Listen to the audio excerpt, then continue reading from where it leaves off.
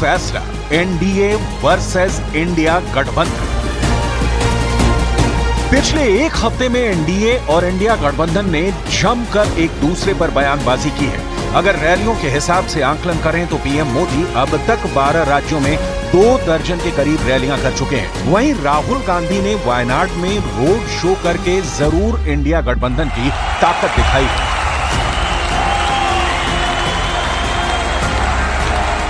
लेकिन उत्तर प्रदेश, बिहार, बंगाल, मध्य प्रदेश, राजस्थान, गुजरात और महाराष्ट्र जैसे राज्यों में इंडिया गठबंधन एनडीए के प्रचार के सामने पिछड़ता नजर आ रहा है।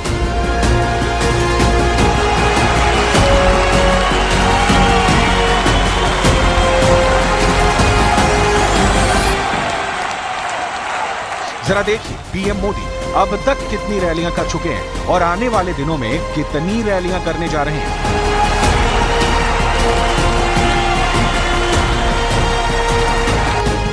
लोकसभा चुनाव 2024 की तारीखों के ऐलान होने के बाद से पीएम मोदी लगभग 12 राज्यों में 2 दर्जन से ज्यादा रैलियां कर चुके हैं। वहीं इंडिया गठबंधन की तरफ से राहुल की दर्जन भर रैलियां तक नहीं हुई हैं।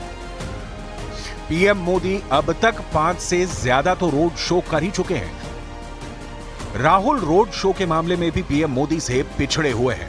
नवरात्र के दौरान पूरे 9 दिन अलग अलग राज्यों में करीब 2 दर्जन सभाएं और रोड शो पीएम मोदी कर रहे हैं। इंडिया गठबंधन की साझा रैलियों की संख्या 5 से भी कम है। इंडिया गठबंधन में शामिल तेजस्वी मछली और संतरे खाकर प्रचार करने में जुटे हैं। वहीं दूसरी तरफ यूपी, बिहार, महाराष्ट्र जैसे 40 से ज्यादा सीटों वाले राज्यों में मोदी 18 से 25 रैलियों को संबोधित करने का प्लान बना चुके हैं। नवरात्र के दिनों में अपना नॉनवेज खाना अब किस मंशा से वीडियो दिखा दिखा करके लोगों की भावनाओं को चोट पहुंचा करके किसको खुश करने का खेल कर रहे हो। मैं जानता हूं, मैं जब आज ये बोल रहा हूं उसके बाद ये लोग पूरा गोला बारूद लेकर गालियों की बौछार मुझ पर चलाएंगे। हिंदुस्तान मोहब्बत का देश है तो इसमें नफरत क्यों फैल रही है? क्योंकि इतना आसान नहीं होना चाहिए नफरत को फैलाना। हम कहते हैं बीजेपी नफरत फैलाती है, बट कोई ना कोई फाउंडेशन तो होगा, कोई ना कोई बेसिस तो होगी इस नफरत की। तो ये सवाल मेरे दिमाग में था और आस्ते आस्ते मुझे बात समझ आने लगी। 400 प्लस की गारंटी मोदी के साथ मुसलमान। अब की बात मोदी है तो क्या मोदी की 400 प्लस की गारंटी में मुस्लिम वोटर भी जमकर साथ दे रहे हैं? जरा भोपाल से आई मस्जिद की इन तस्वीरों को देखिए जहां मुस्लिम हर हर मोदी, घर घर मोदी के नारे लगा रहे हैं। अब की बात मोदी है तो हमारे वज़ीर आज़म नरेंद्र मोदी की बहुत कदर करते हैं। मोदी है तो राजधानी भोपाल में स्थित अलीगंज हैदरी मस्जिद में प्रधानमंत्री नरेंद्र मोदी के नारे साफ दिखा रहे हैं कि मुस्लिमों का पूरा समाज बीजेपी के साथ जुड़ चुका है। हम जो है हमारे वज़ीर आज़म नरेंद्र मोदी की बहुत कदर करते हैं, क्योंकि सैयदना साहब के साथ में उन्होंने काफ़ी जो है अपना घर जैसा रिश्ता बनाया है और सैयदना साहब भी उनकी बहुत कदर करते हैं। हम आपसे दुआ करते हैं कि खुदा आपको कामयाबी दे।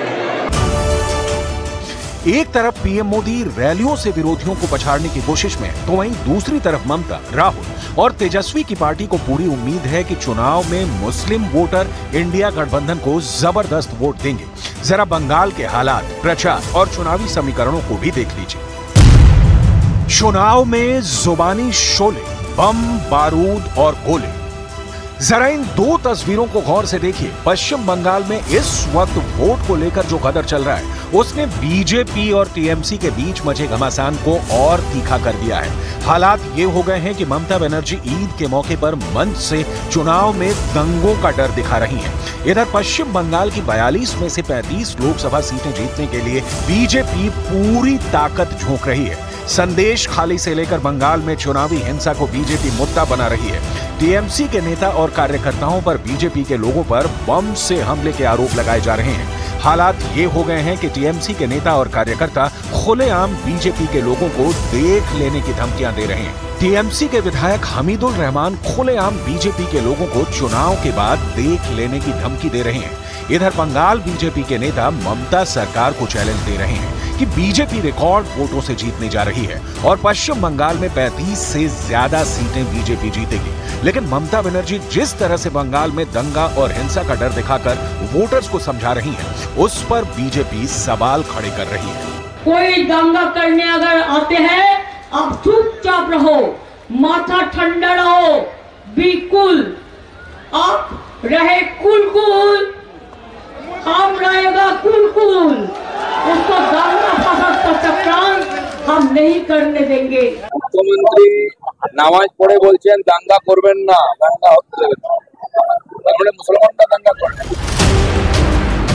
बंगाल में जबरदस्त चुनावी गदर शुरू हो चुका है। 42 सीटों वाले पश्चिम बंगाल में सभी 7 चरणों में वोटिंग की जाएगी। लेकिन उससे पहले जिस तरह के जुबानी शोले बंगाल में दिखाई दे रहे हैं, उसे देखकर ऐसा लग रहा है कि पश्चिम बंगाल में ज्यादा सीटें जीतने के लिए ममता बनर्जी सभी इमोशनल, सोशल और सियासी हथियार इस्तेमाल करने में कोई कमी नहीं रख रही है। अब तो सीएम ममता बनर्जी के साथ साथ टीएमसी के विधायक तक खुलेआम अपने विरोधियों को धमकी दे रहे हैं। पश्चिम बंगाल में मतदाताओं को कैसे खुलेआम डराया धमकाया जा रहा है, इसका सबूत ये वीडियो है। बंगाल में हर बार चुनाव के बाद टीएमसी को वोट न देने वाले मतदाताओं और दूसरे दल के कार्यकर्ताओं के साथ कौन हिंसा करता है, ये वीडियो उस सवाल का जवाब है। चुनावी मंच से लाउडस्पीकर पर दूसरी पार्टी के समर्थकों और मतदाताओं को खुली धमकी देने वाले ये जनाब टीएमसी के माननीय विधायक हैं। नाम है हमीदुल रहमान।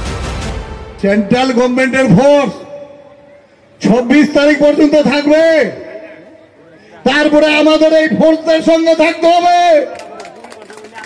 মূল্যবান ভোটগুলো নষ্ট করবেন না, বাদরামি করবেন না। 26 তারিখে সেন্ট্রাল বাহিনী চলে যাবে, তারপরে আমাদের এই সেন্ট্রাল বাহিনীরা থাকবে। তখন অভিযোগ করবেন না যে আমার কি হলো, আমার এটা হলো। बंगाल की चोपड़ा विधानसभा सीट से विधायक हमीदुर रहमान ने यह विवादास्पद बयान दार्जिलिंग लोकसभा क्षेत्र के टीएमसी उम्मीदवार गोपाल लामा के समर्थन में चुनावी सभा के दौरान दिया। टीएमसी विधायक की इस धमकी के बाद बीजेपी ने टीएमसी को चेतावनी दी है। जो धमकी दी है, खुली धमकी दी है, वो ये है कि हमारा जो पश्चिम बंगाल का पुलिस, हमारा पुलिस, तृणमूल का पुलिस, वो तुम लोग को नहीं बचाएगा, क्योंकि वो हमारा पुलिस है।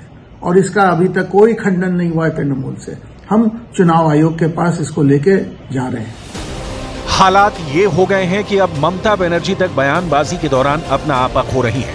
ममता बनर्जी ने कूच बिहार में एक सार्वजनिक रैली में बीजेपी के उम्मीदवार की तुलना राक्षस से कर डाली है। ममता का राक्षस वाला बयान हैरान करने वाला है। कुल मिलाकर देश भर में मचा वोट गदर अब उस मुकाम पर पहुंच गया है जहां चुनाव जीतने के लिए साम, दाम, दंड, भेद, हर हथकंडे अपनाए जा रहे हैं। लेकिन इतना तय है कि एनडीए की तुलना में इंडिया गठबंधन प्रचार में पिछड़ता नजर आ रहा है।